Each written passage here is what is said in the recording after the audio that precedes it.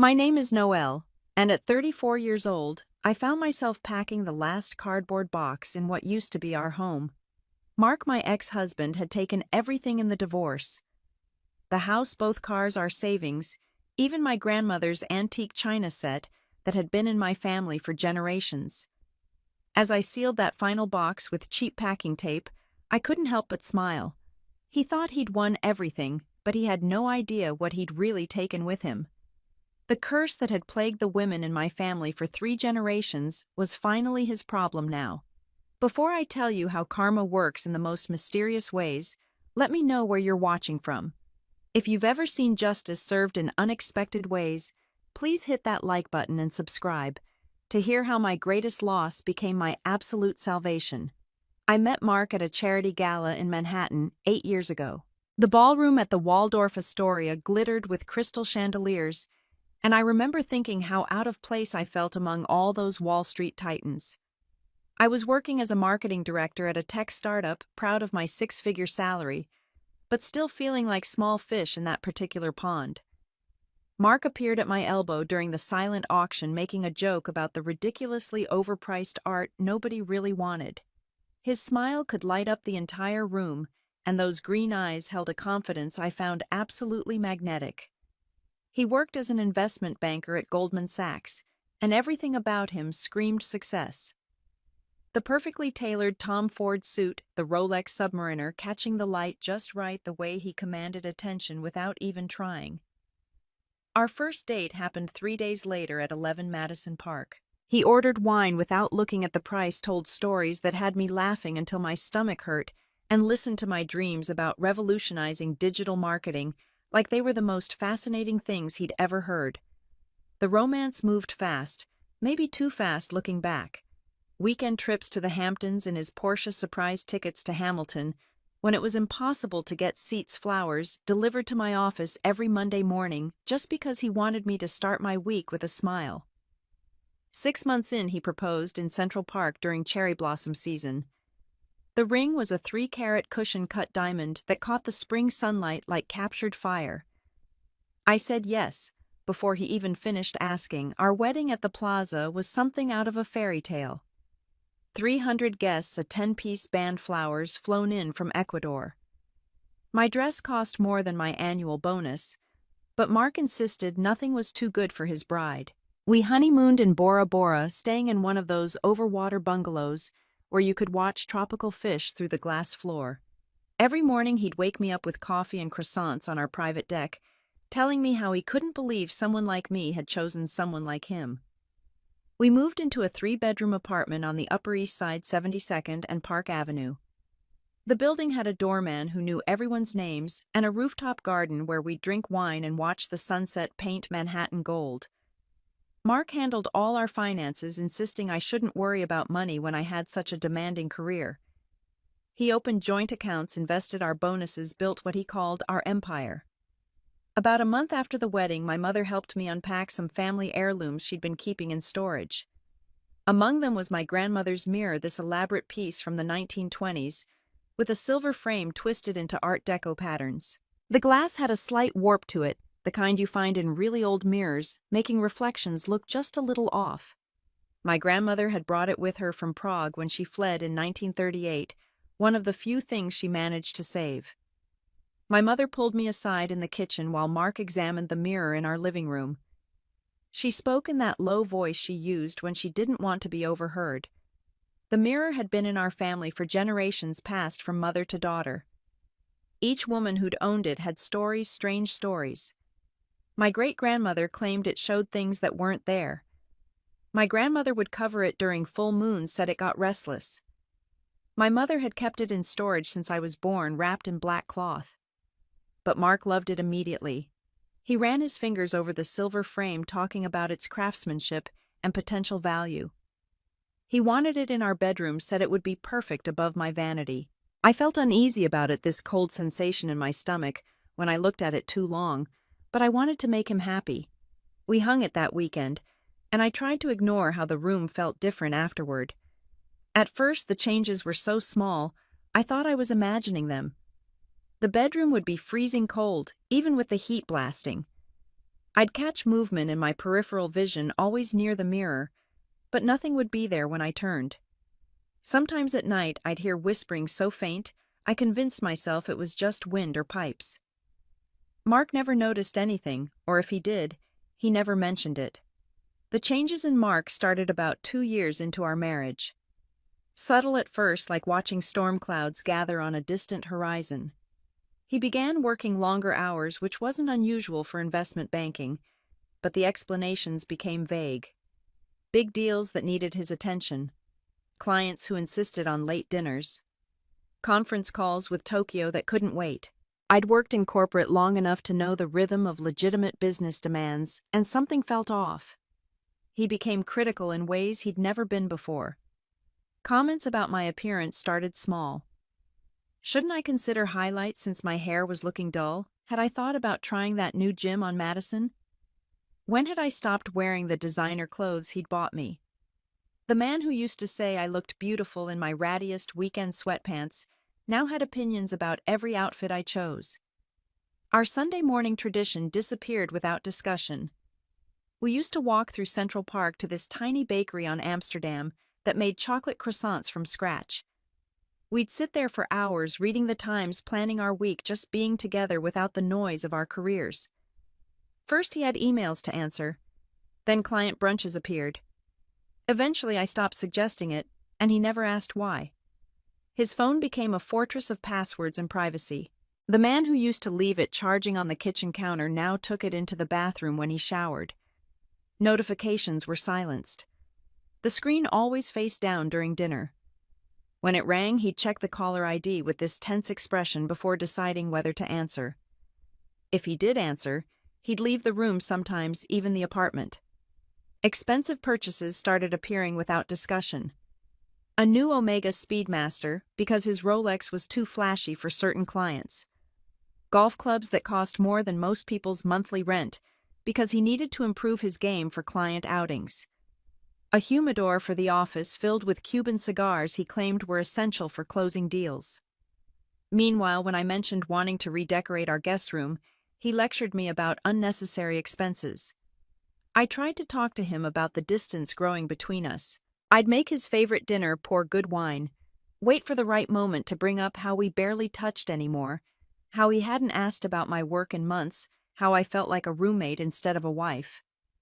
He'd dismiss my concerns with that patronizing smile I was beginning to hate. I was being dramatic, oversensitive. Didn't I understand the pressure he was under to make senior partner? The therapy suggestion went over like a lead balloon. I'd researched couples counselors, found one who specialized in high-stress careers and relationship balance.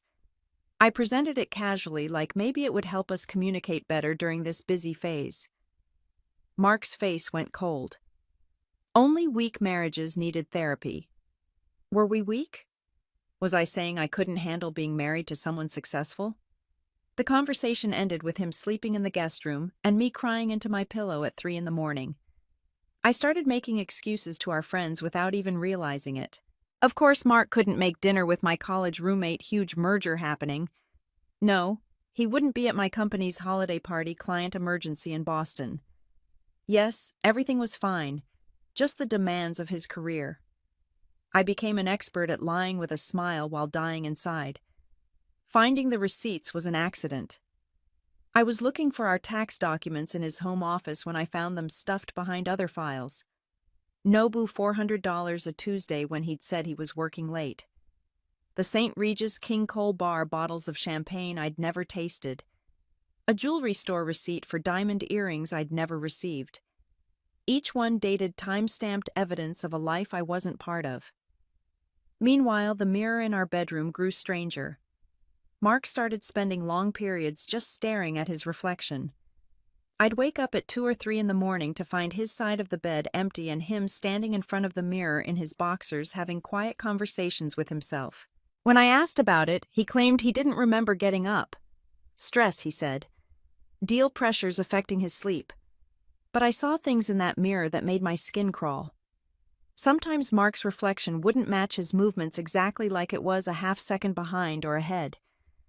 Other times, I swear there were shadows in the glass that didn't correspond to anything in our room. Objects near the mirror would move. I'd put my jewelry box on the left side of the vanity and find it on the right. My perfume bottles would rearrange themselves. One night I woke to find the mirror glowing faintly this sick greenish light that made everything look underwater. Mark was standing naked in front of it, and his reflection was smiling while his actual face remained blank. I pulled the covers over my head and prayed for morning, too terrified to move or speak. That's when I found my grandmother's diary in a box I'd never unpacked, written in Czech with some passages in English. The entries about the mirror were dated from 1945, after the war. She wrote about how it had saved her family, this cursed thing that fed on the wicked. Those who took it with greed or malice in their hearts would find it taking everything from them in return. But for the innocent women who inherited it, it was protection, justice in silver and glass. The discovery of Mark's affair hit me on a Thursday evening in March. I'd left work early with a migraine, the kind that makes lights feel like knives in your skull. Instead of going straight home, I stopped at my favorite coffee shop on Lexington for a green tea, hoping the caffeine would help. That's when I saw Jennifer, Mark's 26-year-old colleague from Goldman, walking out of a boutique carrying a Bergdorf Goodman bag. She was wearing earrings I recognized from that jewelry store receipt. My migraine vanished, replaced by this icy clarity. I followed her. Not proud of it, but I had to know. She walked 4 blocks to a luxury condo building I'd never seen before, one of those new glass towers that sprouted like expensive weeds all over Manhattan. The doorman knew her, smiled, and waved her through. I waited across the street, hidden behind a food truck, my heart pounding so hard I thought it might crack my ribs. 40 minutes later, Mark arrived. My husband, who was supposedly in a conference call with Hong Kong, walked into that building like he owned it. He had flowers, white roses, the kind he used to bring me. The doorman gave him the same familiar nod. I stood there until my feet went numb, then took a cab home and threw up in our marble bathroom until there was nothing left but bile and rage. I became a detective in my own marriage. His secretary's calendar, which I could access through our shared Google account before he realized and blocked me, showed weekly confidential meetings that lined up with charges at hotels and restaurants. There were photos on Jennifer's Instagram, carefully cropped, but I recognized his watch, his hands the corner of his jaw. 6 months at least. While I was trying to save our marriage, he was building a new life with someone else. The confrontation happened 2 weeks later. I'd gathered enough evidence to choke on printed emails, credit card statements, photos. I sat in our dark living room waiting. He came home at 1 a.m, smelling like her perfume, something young and floral that made me want to gag. When he flipped on the lights and saw me sitting there with my evidence spread on the coffee table, his face went through this fascinating series of expressions. Surprise, guilt, anger, then that cold calculation I was beginning to realize was his true face. The denials came first. I was crazy paranoid, jumping to conclusions. Those receipts were client dinners. Jennifer was just a colleague. How dare I spy on him? Then, when I showed him the photo from her Instagram, where his reflection was visible in her wine glass, both of them clearly naked, the gaslighting started. I'd driven him to this. I'd become boring, predictable, obsessed with that creepy mirror. When was the last time we'd had sex? When had I last made an effort with my appearance? Finally, the truth came vomiting out like poison. Yes, he was sleeping with Jennifer. Had been for 8 months, actually, not 6. She understood his ambitions, supported his goals, didn't nag him about spending time together or starting a family. She was young, energetic, exciting. Everything I used to be before I'd let myself go. The words were designed to hurt, and they did, each one a perfectly aimed blade. But the worst part was when he smiled. This cold, satisfied smile as he told me Jennifer was pregnant. They were keeping it quiet until the divorce was finalized, but he wanted me to know. He was going to be a father, have the family he wanted with someone who deserved him. I was a practice run, he said. The starter wife before the real thing. I filed for divorce the next day, which was exactly what he wanted. He'd already retained Howard Kessler, the most vicious divorce attorney in New York. I scrambled to find representation, finally settling on a decent lawyer I could barely afford. From the first meeting, it was clear Mark had been planning this for months. Assets had been moved, accounts restructured, a narrative carefully constructed where I was the mentally unstable wife who'd contributed nothing to our wealth. The mirror watched it all from our bedroom. Sometimes I'd catch Mark staring at it with this hungry expression, like he was seeing something in it I couldn't. He'd already told Howard he wanted it in the settlement. This worthless antique that had no monetary value, but would hurt me to lose. That's when I understood what my grandmother's diary meant. The mirror didn't curse people. It revealed them, then gave them exactly what they thought they wanted. The divorce proceedings turned into a massacre. Howard Kessler earned every cent of his reputation as a destroyer of lives. In court, I became a character I didn't recognize. A gold digger who'd trapped a successful banker into marriage. A mentally unstable woman who talked to mirrors and believed in curses. A failure who'd contributed nothing to our marital assets, despite my six-figure salary and the $40,000 bonus I'd put into our joint investment account just last year. Mark sat beside Howard in his $8,000 Brioni suits, looking every inch the wronged husband. He'd lost weight, gotten a fresh haircut that made him look younger. Started what was clearly a professionally managed social media presence, showing him at charity events and business dinners. Jennifer never appeared in court, but I knew she was there.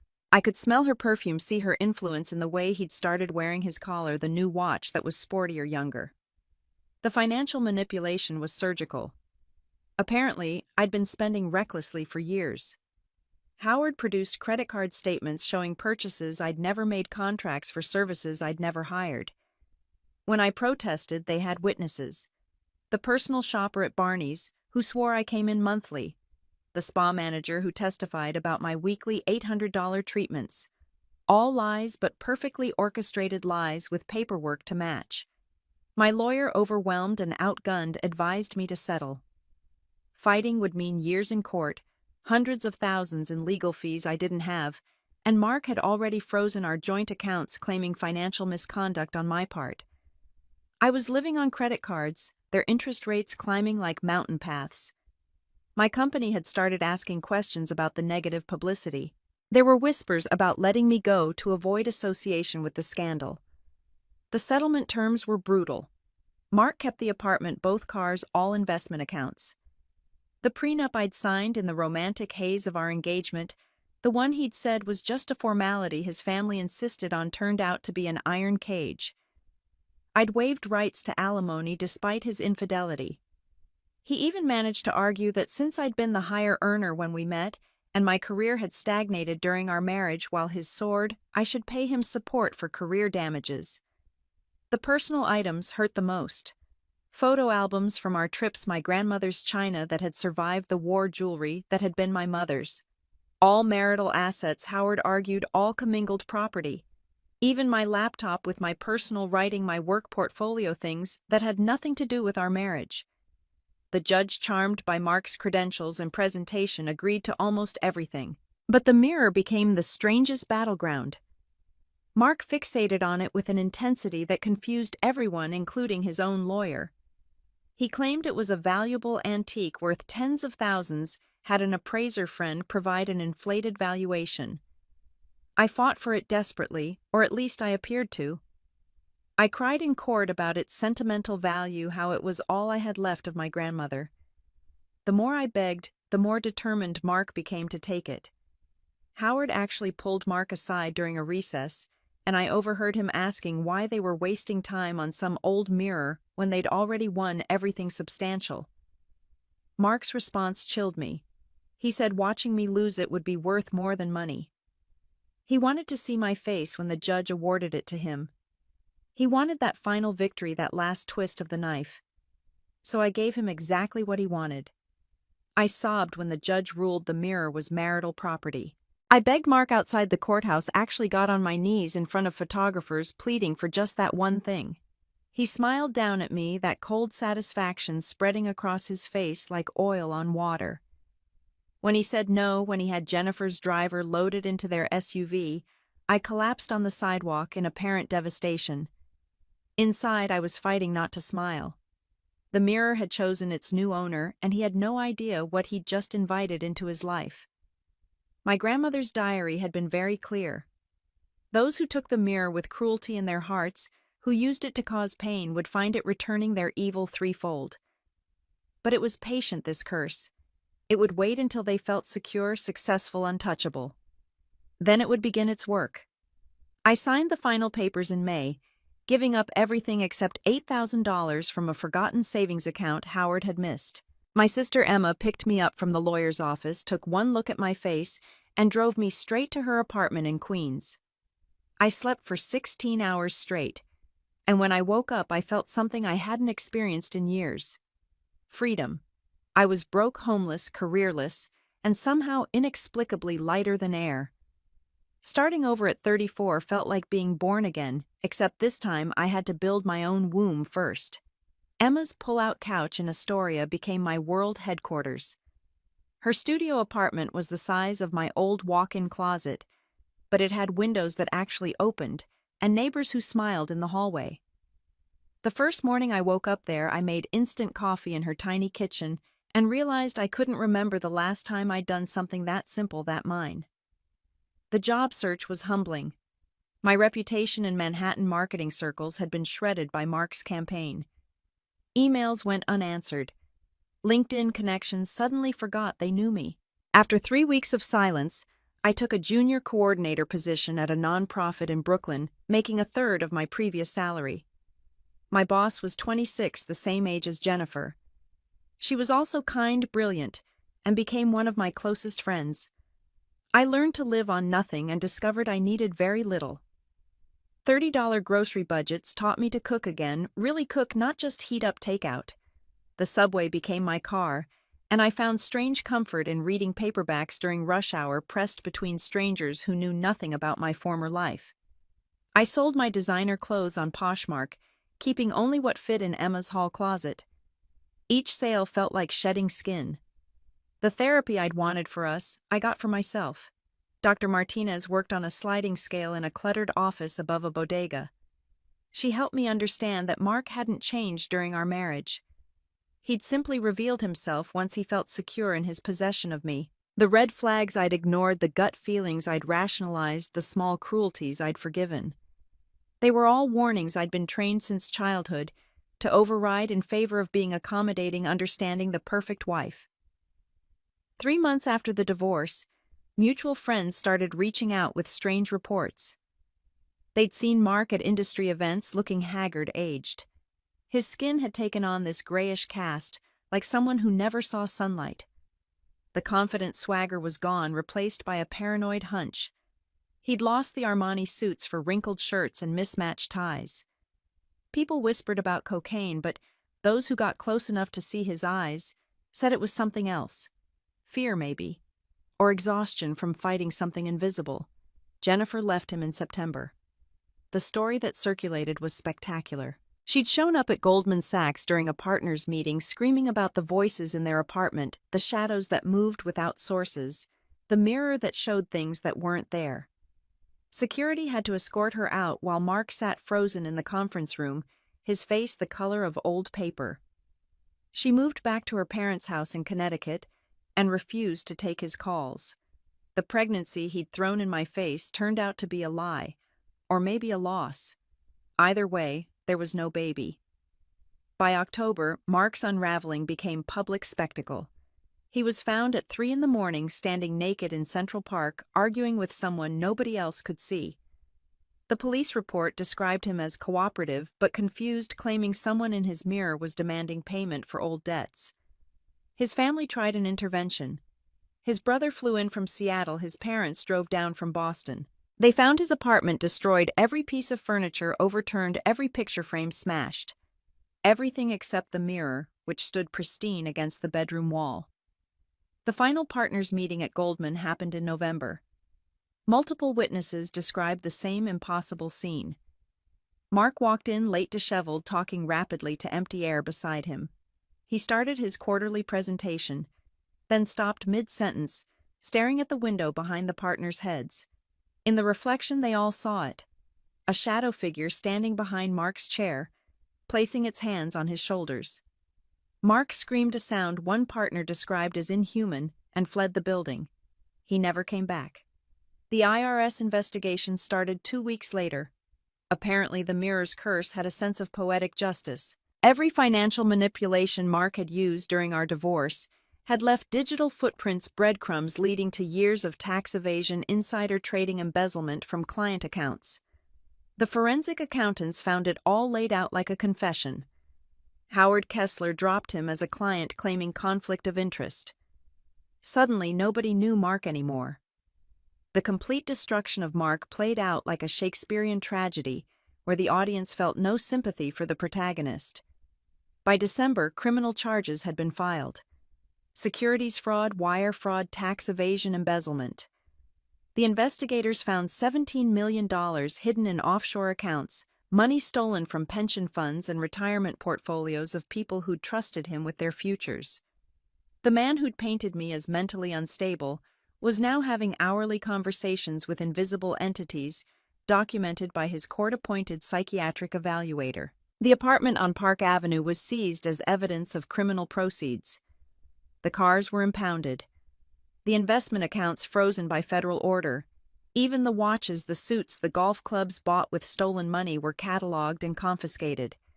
Mark went from Manhattan prince to federal prisoner awaiting trial in Rikers, and somehow that still wasn't the worst of it.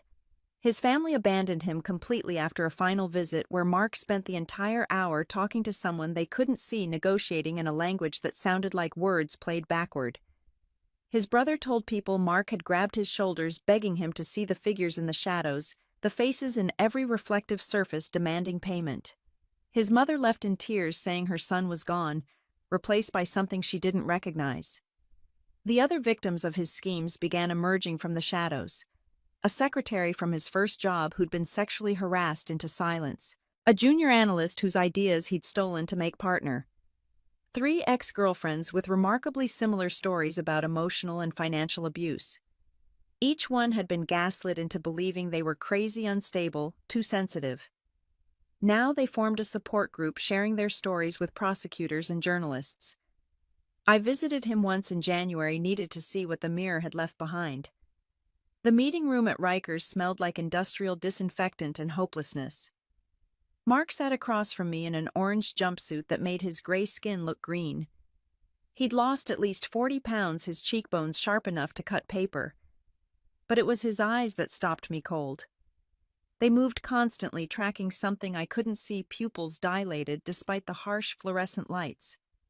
He didn't recognize me at first, called me Jennifer, then his mother, then names I'd never heard. When I said my name, Noel, his whole body convulsed. He started laughing, this broken sound like glass grinding in a disposal. He said the mirror showed him everything now. Every lie he'd told, every person he'd hurt, every debt that needed paying. They stood behind me, he said, all of them, waiting for their due. Then his voice changed, became something older, speaking in accented English that reminded me of my grandmother's. It said Mark had been weighed and measured, that his greed had opened doors that couldn't be closed, that he would pay interest on his cruelty for the rest of his life. When his voice returned to normal, Mark was crying, begging me to take the mirror back to make it stop showing him the truth. I left without answering. There was nothing to say. The mirror had simply given him what he'd taken with such pleasure. He'd wanted everything, so it showed him everything. Every consequence, every ramification, every ripple of pain he'd caused, spreading out like ink in water. The curse wasn't supernatural. It was clarity. And for someone like Mark, clarity was the cruelest punishment imaginable. The building manager called me in February about Mark's abandoned apartment. Nobody would rent it. Potential tenants reported feeling watched, seeing shadows that shouldn't exist, hearing whispers in languages they didn't recognize. The mirror stood in the master bedroom, untouched by the chaos around it. Even the cleanup crew refused to move it, said it made them feel things they couldn't explain. I went alone on a Sunday morning, the city quiet under fresh snow. The apartment felt like a tomb, cold, despite the heating running full blast. Furniture, overturned walls marked with symbols I didn't want to understand, windows covered with newspapers to block reflections. Only the mirror remained perfect, its silver frame gleaming like it had just been polished. When I stood before it, I saw my grandmother. Not a memory or imagination, but her young as she was in the photos from Prague wearing the dress she'd been married in. She smiled and spoke in Czech words I shouldn't have understood but did. The mirror had been in our family for 7 generations, passed from mother to daughter, protector and revealer. It showed truth to those who could handle it, lies to those who couldn't, and justice to those who deserved it. She explained that the mirror didn't create curses. It amplified what was already there. Mark's greed, his cruelty, his narcissism had been reflected back at him, magnified until he couldn't escape it. Every person he'd hurt became a presence in his peripheral vision. Every lie became a voice in his ear. Every stolen moment, dollar, or happiness became a debt the mirror collected with compound interest. The mirror's final disposition required careful consideration. I couldn't keep it knowing what it was capable of in the wrong hands. But I couldn't destroy it either. It was older than my family's ownership, older than the records my grandmother had found in Prague. It needed to exist, but safely where it could be admired without being possessed. I donated it to the Museum of Arts and Design with very specific conditions. It would be displayed behind protective glass, never to be touched directly. The placard would describe its history, the folklore surrounding cursed mirrors in Eastern European tradition, the psychological phenomenon of seeing movement in peripheral vision when stressed. Enough truth to warn the sensitive, enough skepticism to protect the curious. The curator, Dr. Elizabeth Chen, was a friend from college who specialized in art with problematic provenance. She understood without my having to explain completely. The mirror would be monitored, its effects documented but never publicized. Already security guards had reported strange experiences during night shifts. Nothing harmful, just the sensation of being evaluated, judged, found acceptable or wanting. My life rebuilt itself in unexpected ways. The nonprofit job led to consulting opportunities with ethical companies wanting authentic marketing strategies. I started my own firm, small but successful, focusing on organizations that did actual good. The office was a shared workspace in Brooklyn with exposed brick and excellent coffee. My clients were foundations, environmental groups, companies building sustainable solutions. The work meant something beyond quarterly profits. James entered my life at a fundraiser for urban education. He taught high school history in the Bronx, had a laugh that came from his belly, and looked at me like I was the only person in the room without making me feel possessed. Our first date was hot dogs from a street cart and a walk across the Brooklyn Bridge. He held my hand like it was precious but not fragile. When I told him about Mark, about everything, he listened without trying to fix or minimize. He simply said that survival was its own form of courage. We moved slowly, carefully, both of us carrying our own damage. He'd been married before, too, to a woman who'd gambled away their savings and their trust. We understood each other's flinches, the way certain words could trigger whole-body memories of past pain. But we also understood recovery, the daily choice to be vulnerable, despite the scars. Love the second time around wasn't blind. It wore reading glasses and took notes. Emma remained my anchor through everything. She'd never liked Mark, had called him a synthetic human at our wedding, which I'd thought was jealousy at the time. Now I understood she'd seen what I couldn't, the empty perfection that had nothing underneath. She was my maid of honor when James and I married 2 years later, in a backyard ceremony with 40 people and supermarket flowers that somehow looked perfect. The strange reports about Mark continued for years. He was convicted on multiple counts, sentenced to 15 years federal prison. But even inside, the stories persisted. Other inmates avoided him, said he brought bad luck, that being near him meant seeing things that weren't there. He was moved to solitary for his own protection, where guards reported he spent 23 hours a day talking to invisible visitors, negotiating endlessly with nothing.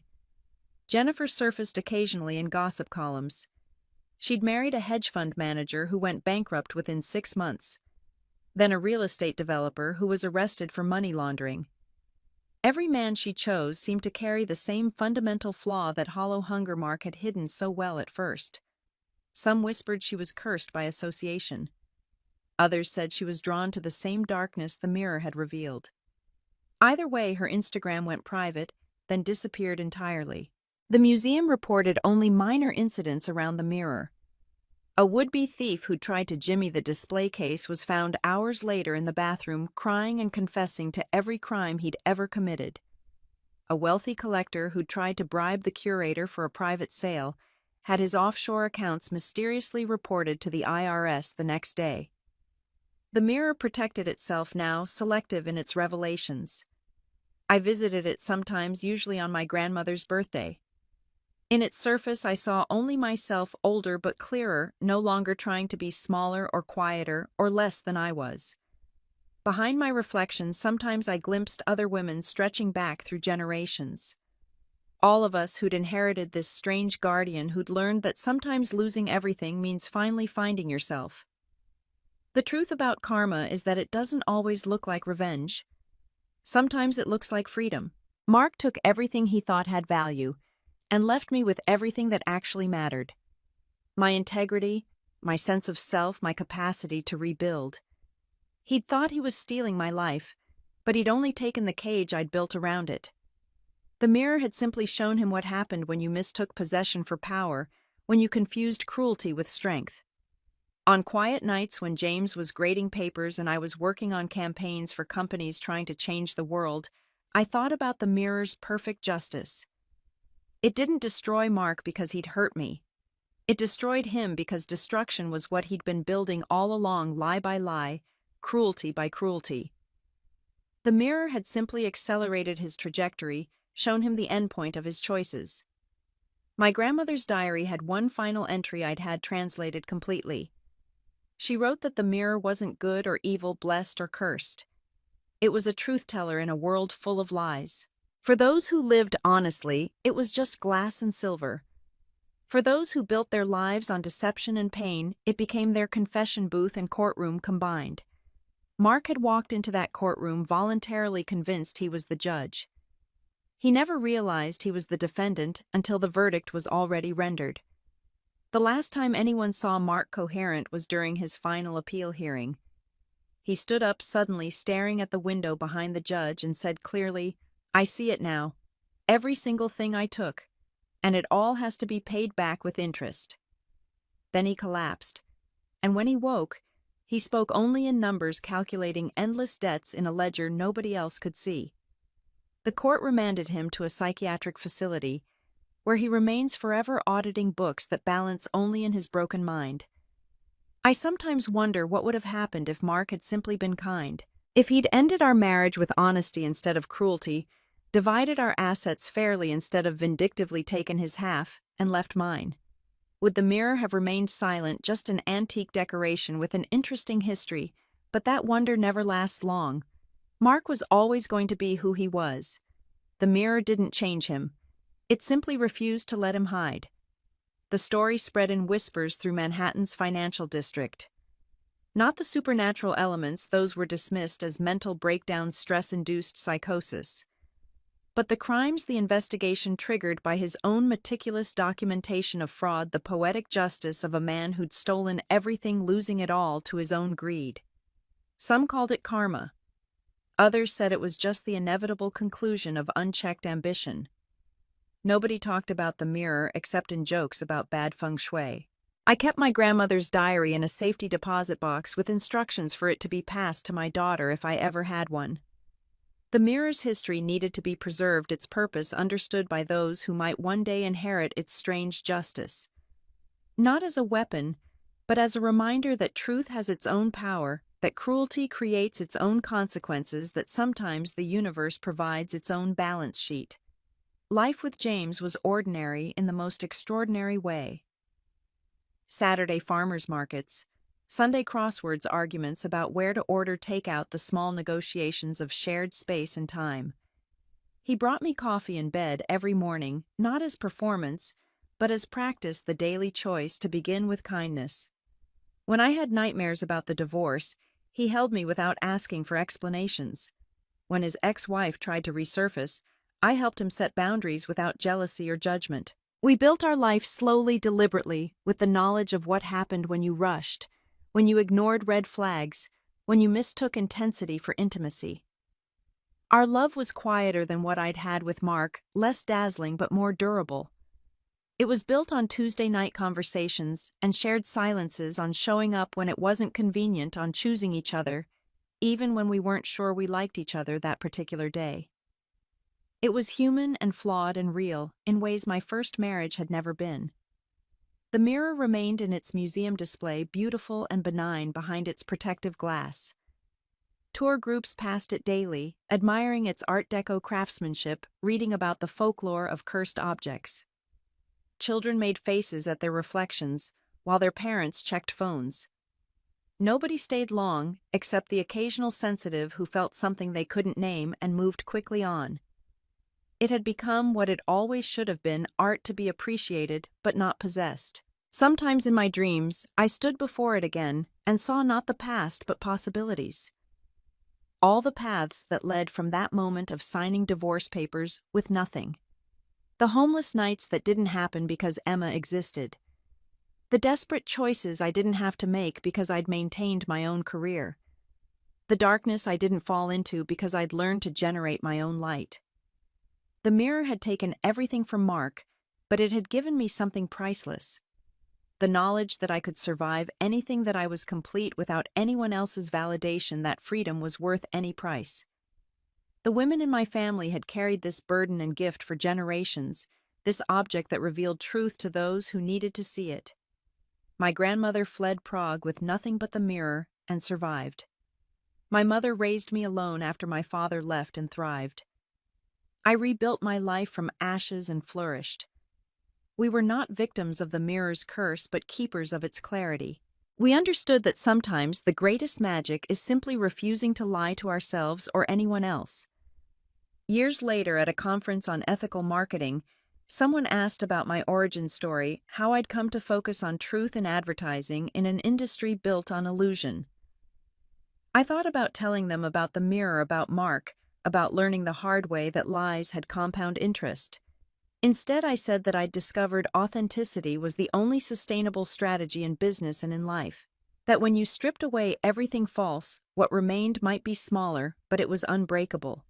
But you listening to this story, you understand what I really meant. You know that sometimes we need to lose everything to realize we already had what mattered. That the person who takes everything from you might be doing you the greatest favor if what they're taking was never really yours to begin with.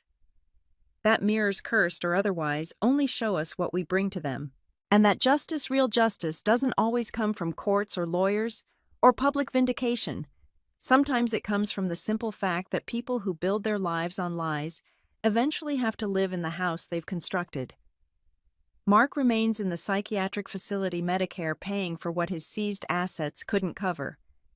He spends his days in conversation with visitors. Only he can see, calculating debts that can never be paid. The staff says he's harmless, just broken in a way that can't be fixed. Sometimes he has moments of clarity where he asks for me, wants to apologize, to explain. I never go. There's nothing he could say that would change anything, no explanation that would matter. He made his choices. The mirror simply showed him where they led. So if you're watching this wondering if the story is true, if mirrors can really curse people, if karma really works with such precision, I'll tell you what my grandmother told me. The mirror doesn't create anything. It simply reflects what's already there, amplified to its logical conclusion. Mark's destruction was always inside him, waiting. The mirror just held up a light to it, made it impossible to ignore. In the end, he took everything in the divorce, including the consequences of being the kind of person who would take everything. He got exactly what he wanted, and it destroyed him. I got exactly what I needed, though I didn't know it at the time. Freedom, clarity, the chance to rebuild without the weight of his expectations and manipulations. The mirror gave us both what we brought to it. I brought pain that needed healing. Mark brought greed that needed feeding. We both got what we came for in the end. The mirror waits now in its museum home for the next person who thinks they can possess it, who sees only its value and not its purpose. It will show them exactly what they want to see, right up until the moment they realize what they've been looking at all along.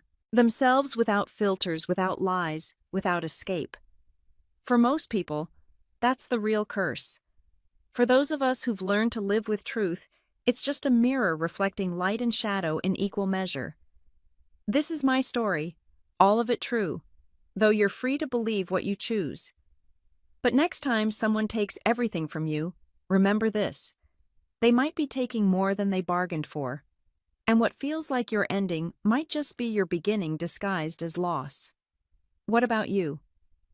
Have you ever lost everything only to discover it was exactly what needed to happen?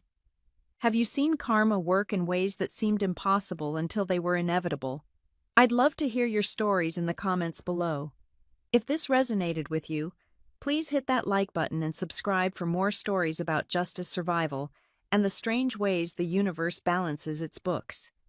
Share this with someone who needs to hear that losing everything isn't always a loss. Thank you for listening to my story. And remember, sometimes the greatest gift someone can give you is showing you exactly who they are, even if it hurts. Especially if it hurts. Because truth, even painful truth, is the foundation for everything real that comes after.